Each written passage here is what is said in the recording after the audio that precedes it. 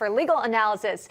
Joined by Chip Merlin, he's here with us. Also with us, criminal defense attorney Michael Gottlieb, and here in studio, trial attorney Nicole Brunecki. So welcome all, and thanks for coming on. Chip, can I start with you, and let's talk about the Trump attorney legal argument, just overall sort of broad picture, how you think Dean John Sauer had answered questions from the justices when he had the floor. Well, I thought it was pretty good. It seemed to me that, you know, all presidents, and I think they're making the point, all presidents can't be held in a position of being blackmailed about some future criminal prosecution that might come as a result of what they're doing as president of the United States.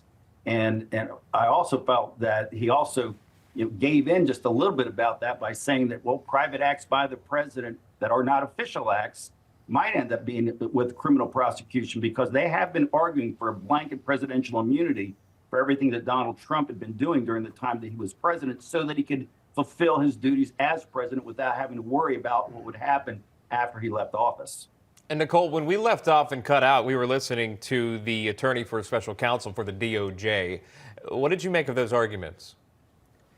The DOJ is trying to limit the interpretation of what these official acts would entail, because the other side is obviously trying to paint with a very broad brush. And if the justices stick to that, then it can have credible implications for future presidents and for the role of the president in general.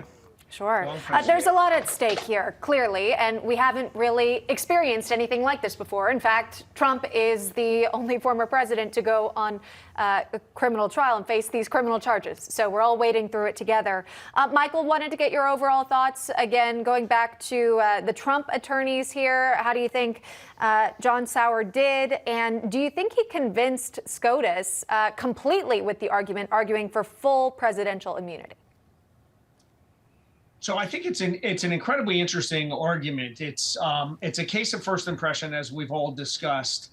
The Supreme Court questioning that I heard did not sound like they were convinced. In fact, it sounded like they were perhaps convinced that Trump knew what he was doing, that he was, you know, perhaps inciting election fraud, and that is clearly outside the scope of his Article II presidential responsibilities. So I'm not convinced, even though there are 3 Trump appointees on this court, that the court is going to rule fully in favor of Trump's attorneys. Yeah, at least thus far, it didn't sound like that, though we don't know if an emergency ruling will come down or if they'll wait until June on this one. But either way, the bigger picture, it delays special counsel Jack Smith's case against Trump to seemingly come after the election in November. Chip Merlin, Michael Gottlieb, Nicole Brunecki, thank you all. We do appreciate that.